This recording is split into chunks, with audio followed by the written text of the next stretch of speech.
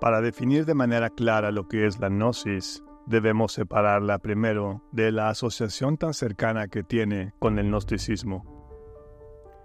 El término gnosticismo ha sido objeto de escrutinio por varios estudiosos en los últimos años, ya que se considera inadecuado y limitado para describir un número muy variado y diverso de individuos, textos y tradiciones cristianas que aparecieron en la antigüedad tardía y que fueron etiquetados como heréticos por algunos padres de la Iglesia que se autoproclamaron como ortodoxos. El término gnosticismo fue originalmente un término peyorativo, acuñado en el siglo XVII por el platónico de Cambridge, Henry Moore. Al adoptarlo como una categoría académica supuestamente neutral, los historiadores de esta época asumieron que durante los primeros siglos de nuestra era había existido un sistema religioso distinto del cristianismo y que podía definirse claramente en oposición a la Iglesia cristiana primitiva. A este conjunto de movimientos y textos tan variados y dispares se le llamó gnosticismo. Por más de 1500 años, la mayoría de los cristianos asumieron que las únicas fuentes que contenían la tradición heredada de Jesús y sus apóstoles eran aquellas contenidas en el Nuevo Testamento, especialmente los evangelios de Marcos, Juan, Lucas y Mateo. En 1945, el descubrimiento de más de 50 textos en Nag Hammadi, en Egipto, la mayoría de ellos de origen cristiano, demostró que los 4 evangelios contenidos en el Nuevo Testamento eran solo una parte muy pequeña de una gran cantidad de tradiciones y evangelios que fueron parte de las primeras generaciones del movimiento cristiano. En las últimas décadas se ha vuelto cada vez más claro que la idea de una oposición clara entre cristianismo y gnosticismo refleja en realidad estrategias heresiológicas, es decir, aquellas creadas para describir y refutar ideas contrarias a las promulgadas por una ortodoxia religiosa establecida. De esta manera, algunos padres de la Iglesia buscaron cimentar su propia identidad como verdaderos cristianos, construyendo un otro negativo, los adherentes de la gnosis falsamente llamada, demonizados como los enemigos de la verdadera fe. En la obra Adversus Haereses o Contra las herejías, escrita por el obispo Irineo de Lyon en el siglo II, podemos leer: Al refugiarse en la oscuridad del nombre del Padre, que nadie puede pronunciar, de Cristo que nunca fue visto, de la verdad que nadie conoció, y de una gnosis falsamente llamada así, se imaginan que están perfeccionando los no iniciados en el conocimiento de los misterios divinos, sino aquellos que son llevados al error. Irineo criticó a los gnósticos por su elitismo, ya que afirmaban poseer un conocimiento secreto, la gnosis,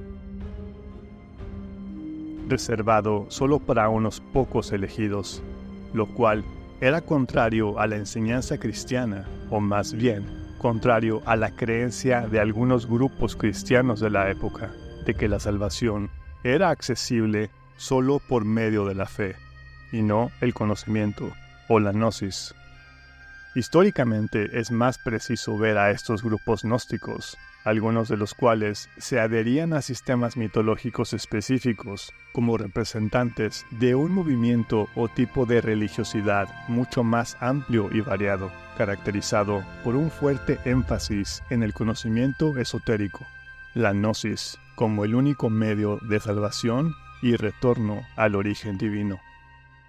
Sin embargo, es muy importante remarcar que la búsqueda de tal salvación no se limitó de ninguna manera a los gnósticos. Puede considerarse también el tema central del hermetismo y podemos encontrarlo en otros contextos paganos y judíos de la época. La búsqueda de la gnosis parece haber sido la preocupación central de una especie de entorno cultural y religioso que surgió en el entorno helenístico durante la Antigüedad tardía, particularmente en Egipto, y cuyos adeptos, ya fueran paganos, judíos o cristianos, interpretaron y adaptaron la metafísica platónica a sus propias cosmovisiones religiosas, con sus propias mitologías y prácticas rituales. Gnosis es una palabra griega que significa conocimiento, y en los entornos helenísticos de la antigüedad tardía se entendía como un tipo especial de conocimiento salvífico, mediante el cual el alma podía liberarse de sus ataduras materiales y recuperar su unidad con la mente divina. La esencia del misticismo se encuentra en el concepto de gnosis. La gnosis es precisamente lo que habían adquirido aquellos que participaban en los misterios, una percepción directa de la verdad última. Este conocimiento transformaba la vida y era imposible de expresar adecuadamente con palabras. Si echamos un vistazo a todo lo que se categoriza como místico, encontramos que de una manera u otra alude a dicha experiencia y al mismo tiempo intenta ayudar a otros a obtener tal conocimiento o experiencia de lo real. El Testimonio de la Verdad, uno de los textos gnósticos contenidos en la biblioteca de Nag Hammadi, formula lo que puede interpretarse como una definición de gnosis. Cuando una persona llega a conocerse a sí misma y a Dios, que está por encima de la verdad, esa persona será salvada y coronada con la corona imperecedera. Y en el Evangelio de Tomás, Jesús dice que aquel que no se conoce a sí mismo no sabe nada, pero el que se conoce a sí mismo también ha adquirido conocimiento sobre la profundidad del todo. Experiencias similares pueden encontrarse en el misticismo de personajes como Parménides, Platón, Plotino, los cabalistas, los sufíes, los místicos alemanes como Hildegard de Bingen y Meister Eckhart, y en teósofos cristianos como Jacobo Böhme, pero también en el misticismo oriental como el Tantra, el Vedanta, el taoísmo y el budismo zen, entre otros. Todos los místicos de Oriente y Occidente buscan el conocimiento de la fuente trascendental de cada ser, buscan la gnosis. El conocimiento alcanzado de esta manera era salvífico por al menos 3 razones. Primero, se describía como un don entregado desde lo alto, como una recompensa divina de los reinos de la luz, en respuesta a los esfuerzos persistentes del aspirante por trascender el reino de los sentidos y la esclavitud de las bajas pasiones. En segundo lugar, afirma proporcionar evidencia directa e irrefutable al individuo, no solo de que esos reinos de luz realmente existen, sino también de que es posible para el ser humano regresar a ellos, ya que son nuestro verdadero hogar. Los mundos superiores no son algo en lo que debamos creer ciegamente, o sobre los cuales simplemente leer, especular y hablar. El individuo los sabe, porque ahora los ha visto y oído por sí mismo. En tercer lugar, se cree que la luz de los reinos divinos es idéntica a la naturaleza esencial del ser humano. Por lo tanto, el proceso de retorno significa el fin radical de la separación de nuestra propia esencia divina y Dios.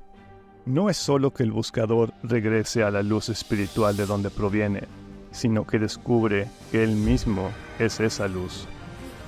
Esta idea de autoconocimiento como conocimiento de Dios a menudo se transmite mediante la imagen de una chispa divina que está atrapada en la materia y se libera de ella para reunirse con la fuente original, que es luz y vida.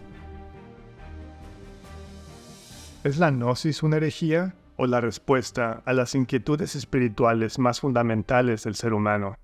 La intención de este canal no es decirte qué pensar, qué creer o qué no creer. Es simplemente darte información confiable, datos y herramientas y sobre todo fuentes que tú mismo o tú misma puedas verificar para que puedan servirte en tu propio camino interior.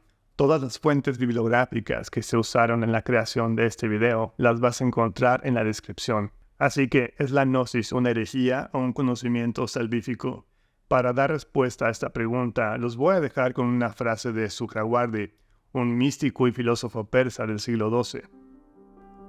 Que hay luces dominantes, que el creador de todo es una luz, que los arquetipos están entre las luces dominantes. Las almas puras a menudo han contemplado esto cuando se han desprendido de sus templos corporales.